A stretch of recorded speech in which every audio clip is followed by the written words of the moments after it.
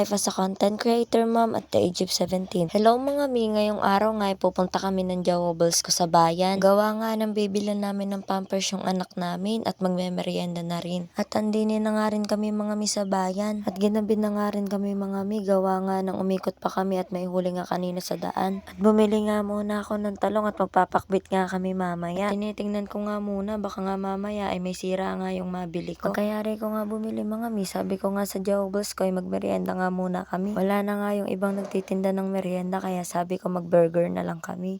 At umupo na nga rin kami mga mi at sabi ko nga i-order na kami. At tinanong ko nga lang din siya kung ano yung gusto niya. At sabi nga niya mga mi ay longganisa na nga lang daw kaya umorder na ako. At nalaglag pa nga mga mi yung cellphone ko, kabado 20 pa nga. At baka nga pag nagkataon ay mawalan pa nga ako ng pang vlog na ito. At sabi nga ng Jowables ko mga mi ay bumili nga daw muna kami ng pampers. At baka nga daw magsarado pa. At sabi pa nga ng Jowables ko sa nagtitinda ay babalikan na nga lang daw namin. At andinin na nga kami sa bilihan ng pampers mga mi. Sabi ko nga sa asawa ko, siya na nga yung bumili para nga mabidyohan ko naman siya. Pagbalik nga namin dito mga mi sa burgeran ay luto na nga rin. Balak nga sana namin mga mi dito na nga lang kainin. Kasa sabi ng asawa ko ay wag na nga daw at gabi na. Gawa nga din ng wala ngang ilaw yung motor namin. At umuwi na nga rin kami mga mi. Sabi ko nga din sa asawa ko ay minto nga muna kami din sa bilihan ng tinapay. At para nga kako bukas ng maga ay may pangsama sa kape. At umuwi na nga rin kami mga mi. At ginabi na nga kami talaga ng gusto din sa bayan. At dumating na nga kami sa bahay at pagka-uwi